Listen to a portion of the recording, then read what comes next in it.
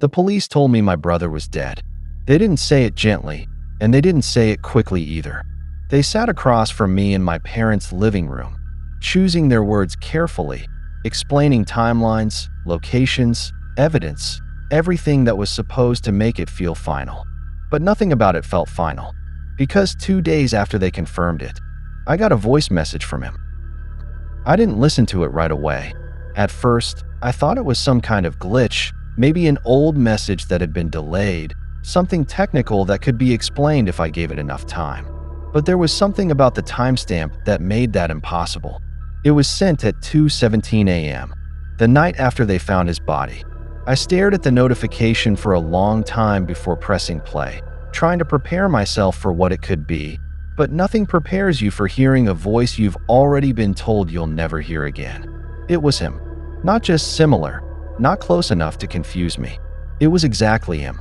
The way he spoke, the way he breathed between words, even the slight hesitation he always had when he was trying to say something serious. He said my name first, quietly. Then he said, "Don't tell them." There was a pause after that, long enough that I thought the message had ended. Then I heard something else. Breathing. Not just his. Another one. Slower. Slightly out of sync. Then the message cut. I replayed it more times than I can count, each time hoping it would sound different, that I would notice something I had missed that would make it less real. It never did. I took it to the police the next morning. They listened to it twice.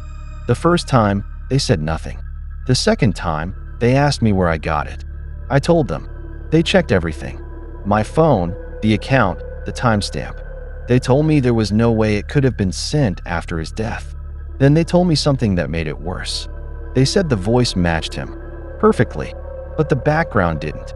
They couldn't identify the environment. No traffic, no wind, no recognizable sound patterns. Just contained space. Like it was recorded somewhere closed, somewhere controlled. I asked them what that meant. They didn't answer directly. They just told me to ignore it if anything else came through. That was their mistake, because something else did come through.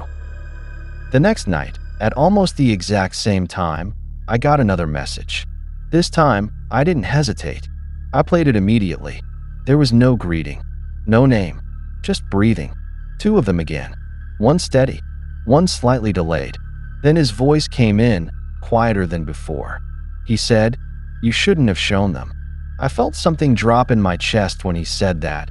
Not fear at first, just recognition that whatever this was, it knew exactly what I had done. Then I heard movement. Not footsteps or shifting. Something closer. Like fabric brushing against something else. Then he whispered, "It knows now." The message ended. I didn't sleep that night. I kept the lights on, sat in the living room, listening to every small sound in the house like it meant something more than it should. Every creak, every movement of air felt like it was connected to something I didn't understand yet. Around 3 in the morning, I noticed something I hadn't before. The silence. It wasn't normal. Houses aren't completely silent, not really. There's always something, even if it's faint. But that night, it felt like everything had stopped. Like the house was holding itself still. That's when I heard it. Breathing. Not from outside. From somewhere inside the house. Close enough that I didn't need to question it. I stood up slowly, not because I was trying to be careful, but because my body didn't feel like it belonged to me anymore.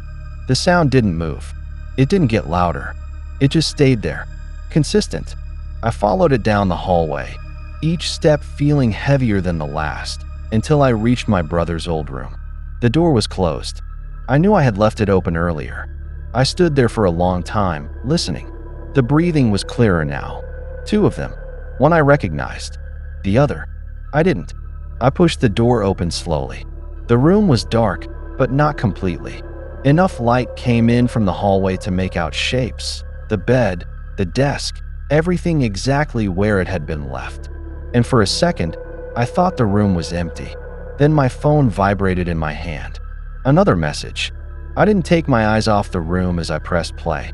This time, his voice was clearer. He said, "Don't look behind you." I froze, because I understood something in that moment that made everything worse. The breathing in the room was only one of them. The second one was right behind me. I didn't turn. I couldn't, because I knew, somehow, that the moment I did, whatever this was would stop pretending. The message continued, his voice shaking now, not scared, strained, like he was trying to speak without being noticed. He said, it needed me to answer, so it could learn how to sound like me. My grip tightened around the phone. The air behind me felt closer. He kept talking. He said, it's not sending these to you, it's practicing. And then, for the first time, the other voice spoke, perfectly calm, using his voice. It said, turn around. The message ended. The breathing behind me didn't. I don't remember deciding to move. I just remember being in the living room again, the lights still on, the front door still locked, everything exactly the same as before except for one thing. The messages stopped. Completely. No more calls. No more notifications. Nothing. The police said there was no trace of anything unusual on my phone afterward. No record of incoming messages. No files. Nothing. They told me it was grief. That my mind had created something to fill the space he left behind. I tried to believe them. I really did. For a while, things felt normal again. The messages stopped. The house felt quiet in a familiar way, and I convinced myself that whatever happened was just grief and exhaustion catching up with me. Then I got a voicemail notification. There were several messages from a blocked number, all left over the past few days. The first one was mostly silence, just faint movement in the background, until a calm male voice said my name clearly and told me I shouldn't have gone to the police. The next message was worse. He said my brother had spoken to them before he died, that he had told them everything about me, my routines, my house, things no stranger should know. By the last message, there was no pause at all. The same voice said, very calmly, you left your kitchen light on again tonight. I was standing in the kitchen when I heard it. The light above me was already on. I don't remember turning it on. I didn't listen to anything else after that. I left the house and called the police from outside. They searched everything and told me there was no sign of forced entry, no evidence anyone had been there. That's what they told me. But when I went back inside later, I noticed something small. On the inside of the back door handle, there were faint pressure marks, like someone had been holding it from the inside. Not trying to open it, just holding it. And the part one can't explain, even now, is that I never heard that door open. Not once.